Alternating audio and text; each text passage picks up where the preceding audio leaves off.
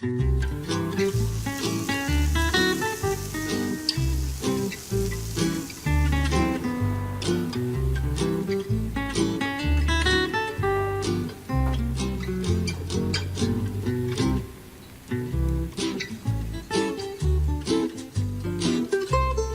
unfortunately, this is our last lesson.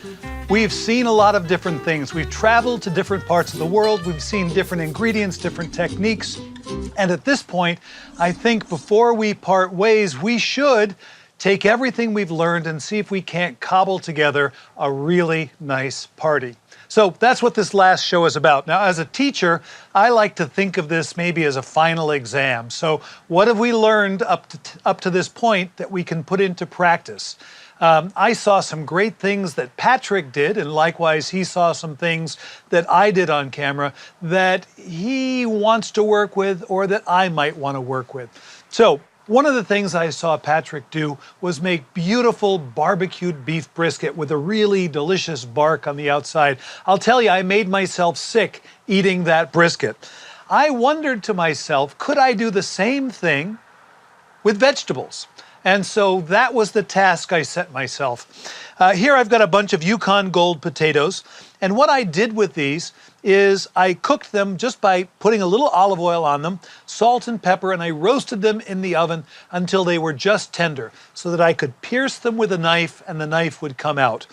Once I had those potatoes roasted, I set up the barbecue with indirect heat and a little bit of smoke chips, and take a look at what I came up with. If this is a Yukon Gold potato that's raw, this is its smoked cousin. There's a lot of smoky flavor. There's a lot of salt because I put a lot of salt on them before they went into the oven to roast.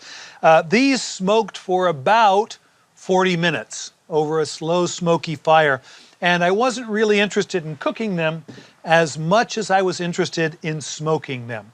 Now, these have been smoked since earlier today. Before I serve them, I want to warm them up. And so we've got a grill here.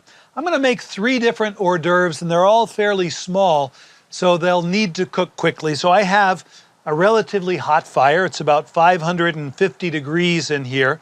And I'm going to take the lid off, and what I'll do is I'll just set that over here, and I want to take and put these potatoes right on the grill to warm. They don't really need to cook. They don't even need to brown that much. So I have a portion of the grill where it's a little bit cooler, and I'll just set these here while I go about my business. I think smoked food tastes best if it has a lot of salt on it, so I'm just going to anoint these one time with salt. Okay, to serve with those potatoes, I thought a nice sauce would be good. It's going to be mayonnaise based, and a garlic mayonnaise seemed like a good idea, but maybe a little too pedestrian. So in addition to garlic, I'm going to add a lot of scallions. And in addition to scallions and garlic, just a little bit of soy sauce to lend a savory flavor to this. And I'm going to stir those ingredients together, and we'll taste it and see how we like it. You remember when we made barbecue sauce, sometimes there was some sweet, sometimes some sour, some savory, some aromatic. So let's see how we did here with this.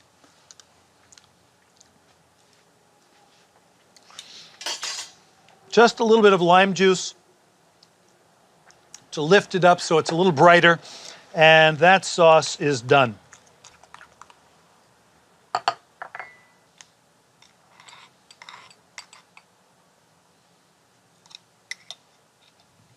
So that's going to be our first hors d'oeuvre. Now our second sort of draws inspiration from something I saw Patrick do as well, where he wrapped something in pancetta to flavor it, to add the flavor and the savor of pork, to baste it in the fat that was part of the pork, and just to make it that much more appealing. So I'm going to do the same thing. Underneath this ice, I have some shrimp.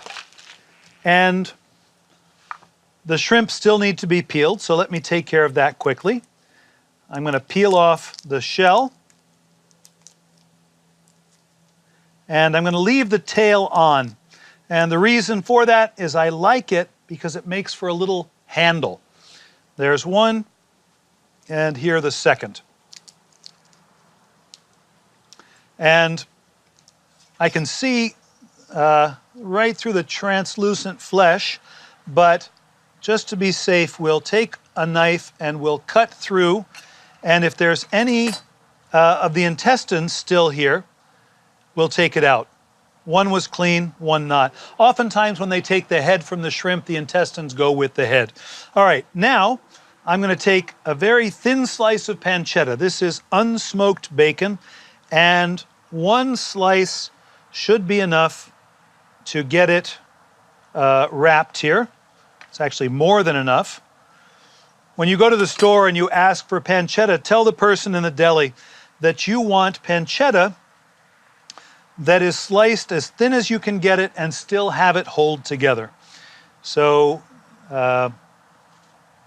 probably a little bit thinner than bacon. It's not imperative that the entire thing be covered. So let me trim one end and then the other.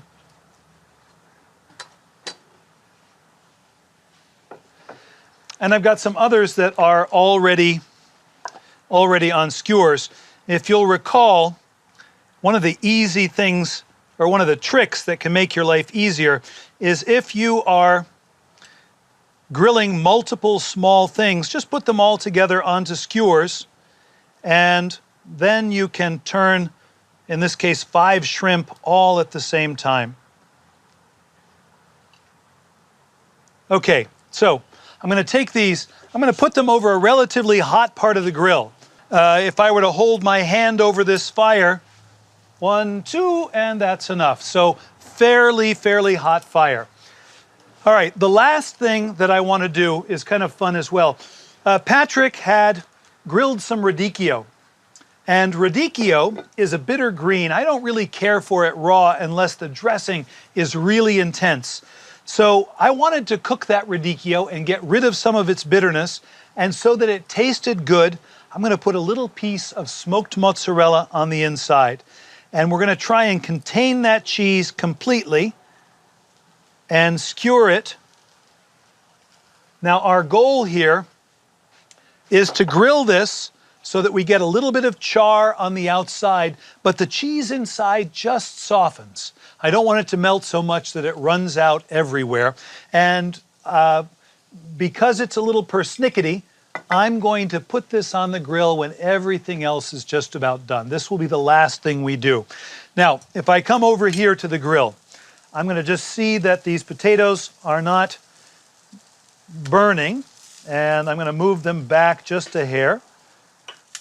I think they're probably hot through, so what I'm going to do is begin to put them on the plate. I'm going to put them right in the middle here.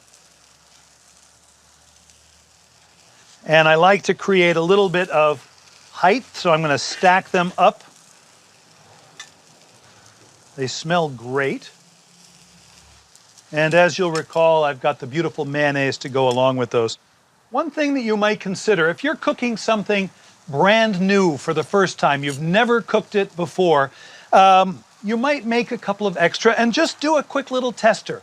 That way you know how things are going to behave on the grill. So I have this piece of cheese wrapped in radicchio, and let me just set it here, and we'll see how long it takes to cook, okay? In the meantime, I'm going to flip those over, and I'm going to flip those over as well. They've browned pretty nicely. Shrimp at about a 1/2 inch to maybe 3/4 inch thick will typically over a hot fire cook, I would say, in about 4 minutes, 2 minutes per side. And if the fire is hot, that should be enough time to crisp up that pancetta. So I see a little tiny bit of charring and softening of the radicchio. So that took maybe a minute. When I am ready to pull the shrimp from the grill, I'll add the radicchio. That should give me the timing that I need to present this just the way I think it ought to be presented. Okay, so those shrimp will be off the grill in no time at all. I'm going to take and make sure that these sticks don't go over the fire. I don't want the sticks to catch fire. I want to be able to use them as a little handle.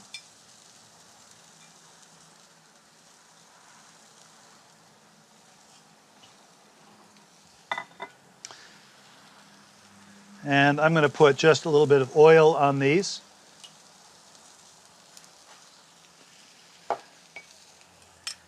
And the time has come to check our shrimp. I look for them to be opaque all the way through at the thickest point, and I think we're there now.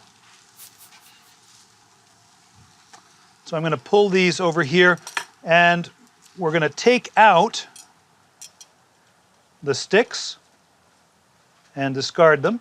Just give it a little twist and a tug, and that should be it.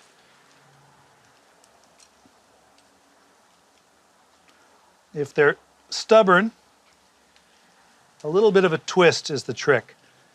Yep, there we go. All right, the next thing that's going on our platter here is the shrimp. And I want to put them on the plate so that the tails, the handles, if you will, are easy to get to.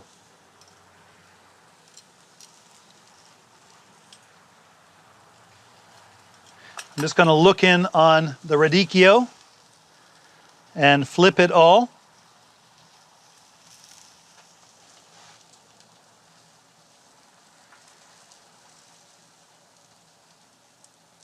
This is the one I started with. I'm going to pull that one off right now. Okay. Now the dressing for the shrimp is very, very simple. It's two things. It's cilantro and it is lime juice.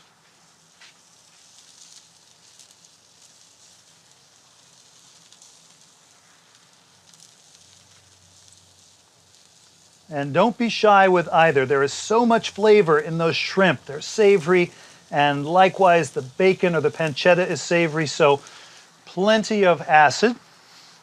And now we're going to take and put our radicchio skewers over here. I can see the cheese just starting to melt a little bit. It will firm up as they cool, so don't worry too much there. For me, the perfect dressing for the radicchio is balsamic vinegar. That sweet sour flavor is just about right. And so a thick, good quality balsamic that's a little bit syrupy, I think, is really what you want.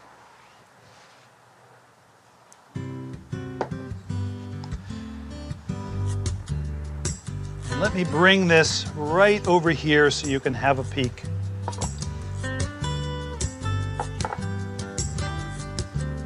We've got smoked potatoes with a soy garlic scallion mayonnaise.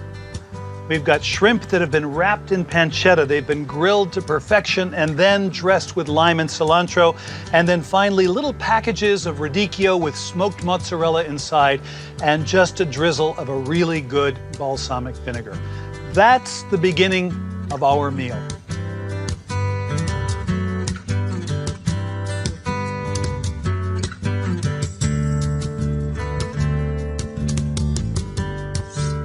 So we've seen some great looking appetizers come off the grill already. Now we're going to look at some entree preparations. Here I have a piece of lamb, and this is a fairly large piece of lamb. This is what we call, this is a leg roast. If you were to order one of these from your butcher, you would ask for a BRT lamb roast. It means bone rolled and tied. And so this piece would come like this, but it would be all tied up in a nice little bundle like this. That's the exact opposite of what we want for our purposes here. So putting this piece of meat on the grill as a bone-tied roast would be a difficult task to get this cooked. We would likely burn the outside of this long before we'd have a chance to get this cooked through to the proper doneness.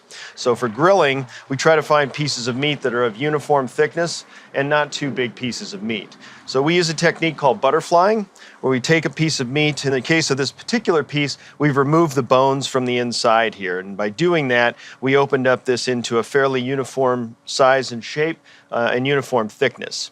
So at this point, we want to get some flavor in here. So we're going to look at another dry rub. So we've talked about dry rubs throughout the course. This is just another example, a little bit different flavor profile.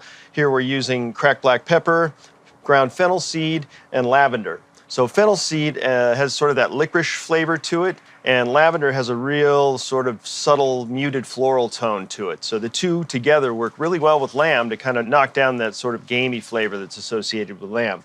And then we're going to have some garlic here as well. So the first thing I'm going to do is grab some gloves. And we're going to put this dry rub together real quick. And then again, it's a very simple dry rub. Dry rubs don't have to be complicated. They don't have to have 27 ingredients to them. Here we just have 3. And we're going to add salt independently of that. So let's just get these guys in here. Just mix that up a little bit. Before we put our dry rub on, I'm actually going to put a little bit of oil on here and a little bit of chopped garlic. So garlic and lamb are basically, I rarely see a preparation of lamb that doesn't have garlic in it in some form. Oftentimes it's garlic and rosemary. Here it's going to be garlic, fennel, and lavender. So I'm just going to kind of massage the garlic and the olive oil into this, and I want to make sure I get the mixture into all of these folds and convolutions in here, maximizing the flavor. So butterflying also increases the surface area, so it gives us more ability to impart flavor through things like rubs and spices, and it's also going to give us more flavor with regard to the caramelization and the Maillard reaction that we're going to get from the grill. So I'm not too worried about rubbing as much flavoring on the backside, on the fatty side, because that's not, that fat's going to sort of protect that meat from that. So start dusting with the dry rub. Put about half of it on this side. I really want to massage that in there and work it in.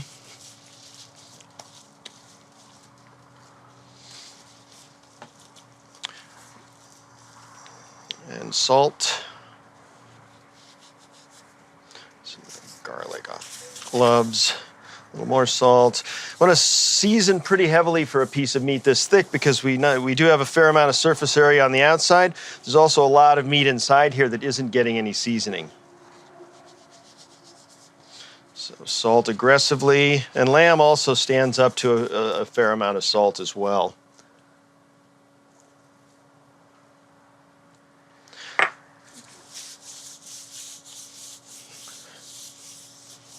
I'm just going to rub this on the board, capture all those bits of aromatics that found their way onto it.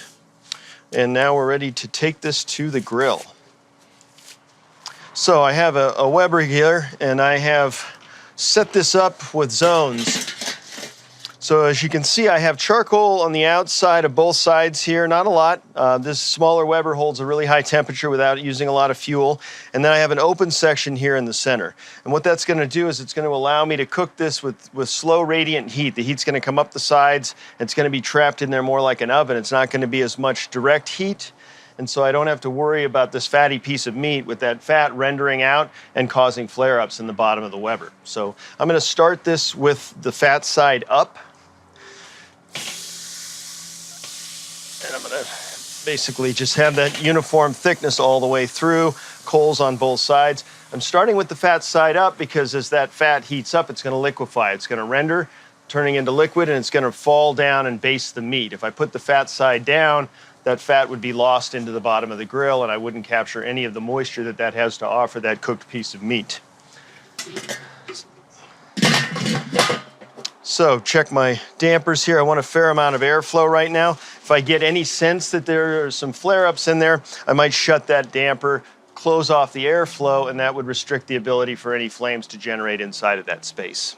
So you see some very nice vegetables over here. I have some butternut squash.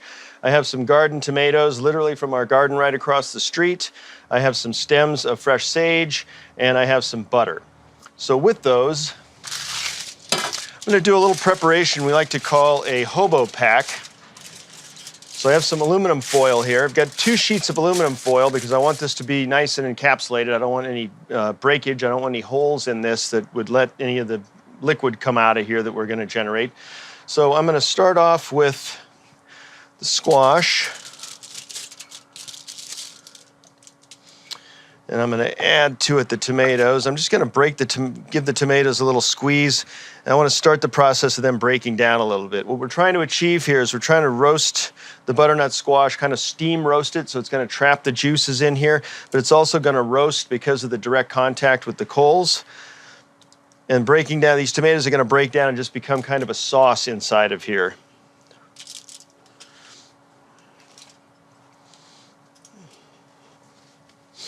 Next, I'm going to take my branches of sage. I'm just going to take, just the smaller, more delicate branches off. I'm going to get rid of the big woody pieces here. And then to this, we'll season it, of course. Black pepper. So I'm actually going to cook this on the barbecue grill, but you could do this in the coals, as we've seen in a couple of other instances, if you're lacking on space on the top of the grill. So that cooking, these packs with things going directly into the coals, great trick if you're limited on real estate in your grill. And then lastly, we're going to put our butter in. And again, I'm going to start with the butter on the top because I want it to melt and work its magic, dragging all those flavors down with it as it goes.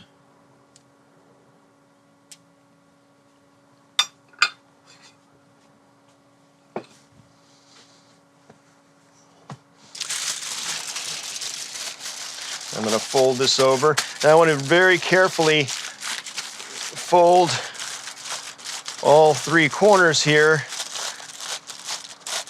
very securely so I don't lose any of the juices out of the hobo pack. So all the juice from those tomatoes, the residual juice that's going to leach out a little bit from that butternut squash, even though it's a fairly dry vegetable, and then the liquid that's going to render off from that whole butter. I don't want to lose any of that. All that's going to be pivotal to making this a really great dish. So now we're ready to put this on the grill. We're going to put this in the large Weber. And the large Weber, we also have zones set up, and we'll get to that in a moment, but I'm going to set this directly on the part of the grill that actually has the live coals on it. So I'm not putting it in the empty space, looking for a little bit more direct heat with that. So I want the direct heat to really have an effect on that squash and those vegetables and get some caramelization going there.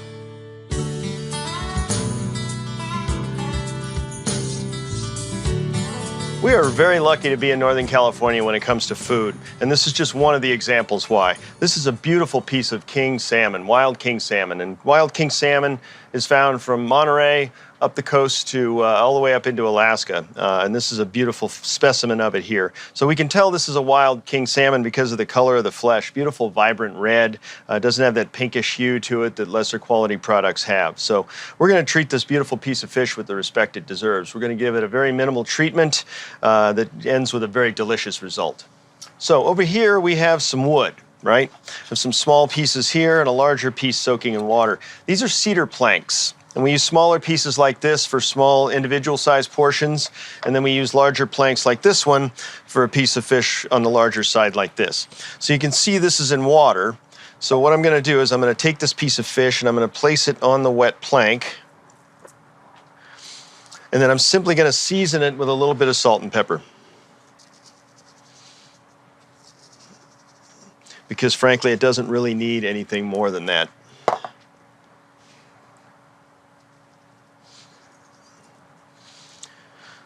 Now, I'm going to take this piece of fish and I'm going to put it inside of the Weber grill. And when I place it in the grill here, the heat underneath is going to start to dry out that cedar wood. You can hear that sizzle right there. That's water being forced out of the wood.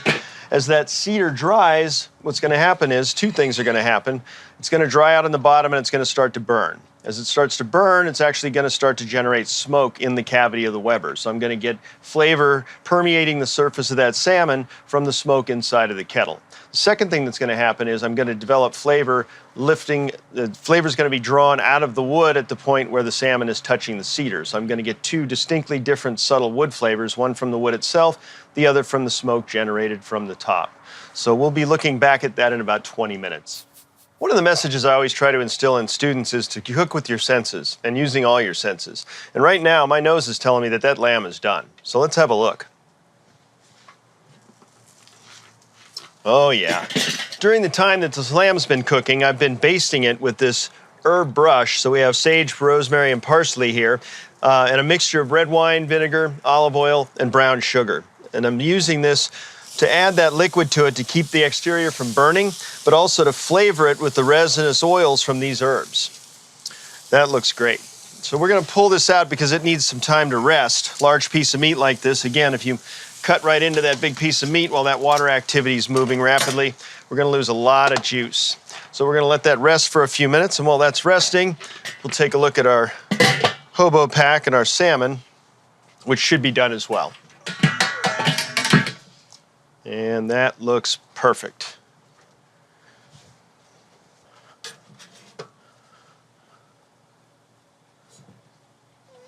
You can see set this down.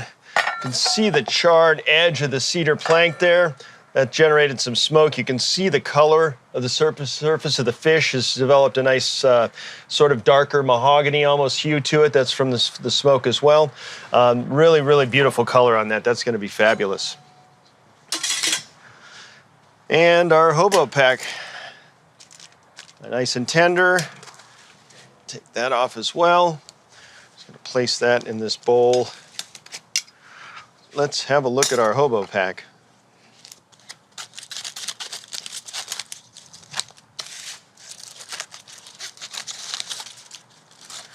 Placing it in the bowl here so I don't lose any of those juices that we were talking about earlier.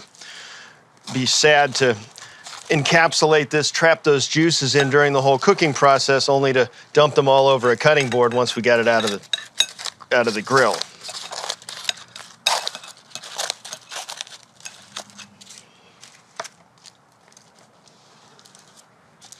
That looks fabulous. So I'm just gonna, tomatoes have broken down, the butter's turned into a liquid, almost gravy broth in the bottom. Got a little garnish here of chopped parsley and Reggiano Parmesan cheese. She's gonna sprinkle a little bit of that right over the top. Actually, I'm gonna sprinkle a lot of that right over the top. Now let's have a look at our lamb. Got a little bit of roasting juices here, so we want to capture those whenever possible.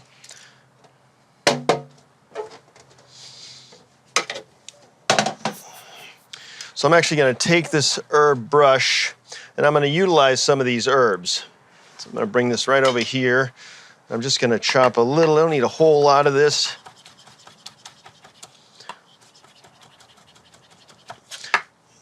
But I want to capture the herbs in that pan juices in that roasting liquid.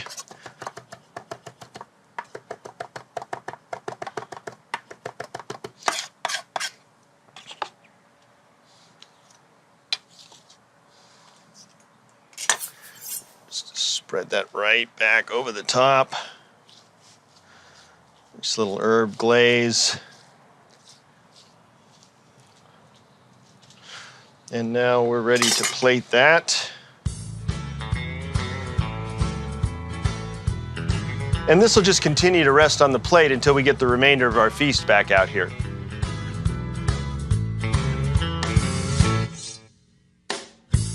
So if you're having a party, what's a party without dessert? Now, I don't want to make a big cake unless I buy it and bring it in, but as long as we've got the grill here, why not grill some fruit? That's exactly what I'm going to do for this party. I've got some pineapple and banana. The banana I chose just a little bit green because I wanted it to be firm because I'm going to cook it. I'm going to brush all of this fruit with a little bit of neutral oil. This is canola oil.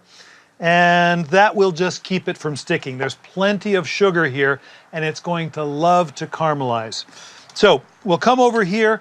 There's a piece of the grill that's hot, but not overly hot. And so on goes this fruit.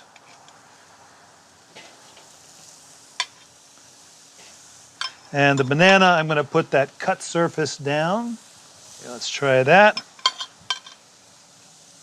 I can guarantee you this banana is soft, so it's going to come off first. There we are. So we'll just leave that. Now, I just want to share an idea that I have for a sauce, and I think it's a great one. You maybe have heard of dulce de leche, or some people call it cajeta. It's a caramelized milk product. Traditionally, it's made with goat's milk, but I think it tastes great with cow's milk as well. And I'm going to give you sort of a folk recipe that was handed down to me from a Mexican friend. He said it's easy. You take a can of sweetened condensed milk and you put it into a pot of water and you boil it for 3 hours. I said, really? That's it? That's it, he said. You can expect the label to come off. It will float to the surface after a while. Make sure that it stays covered with liquid for the entire 3 hours. It doesn't have to boil hard. You can turn it down to a simmer. And then he said, when you take it out, let it cool before you open it, because the contents will be under pressure and you could easily burn yourself. But this has cooled, and what I want to do is open it and show you that it has turned into the most delicious caramel sauce. I could eat this just like this, no problem at all. It is so complex for something so simple. But here's what we're going to do. They have a version of dulce de leche called envinada, where you add wine to it or alcohol. We're going to put about 1/4 the quantity of dark rum, and then if it's still too thick, a little bit of cream and a pinch of salt. That's it. That's the sauce I have right here. Now, let's take a look. There's already starting to be a little bit of caramelization. I'm going to move it to a slightly hotter part of the grill. See how the bananas are doing. Very nice.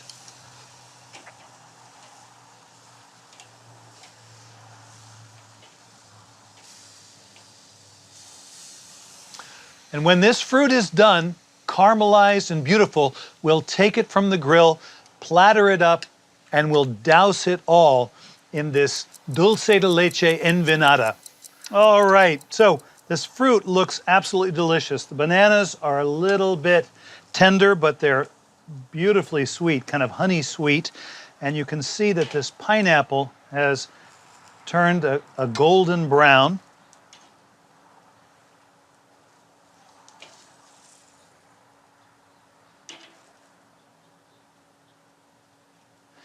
And what I want to do is take some of this wonderful caramel sauce while the fruit is still hot and just ladle this over the top and let it melt down over the fruit.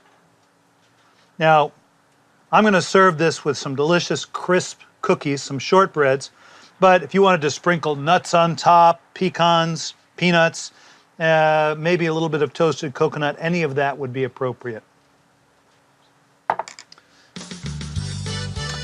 Grilled pineapple and banana with dulce de leche envinada. With dessert done, we've got to build a buffet because we've got a party to throw.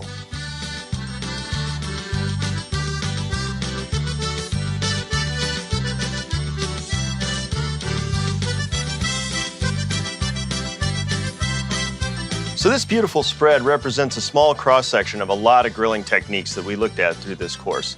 For me, my hope is that you have some clarity in some aspects of grilling that you are already familiar with, and hopefully some new tricks and tips along the way that you didn't know existed. If that's the case, then my job here is done. For me, when you light a grill, you're actually in the cooking process. You're creating the heat, you're evaluating that heat, you're manipulating it so that you have what you need, and that activity makes you a more involved, more engaged cook, and at the end of the day, a better cook. If that means you enjoy your time at the grill more, or even your time in the kitchen more, then I think that is the outcome that you should feel great about.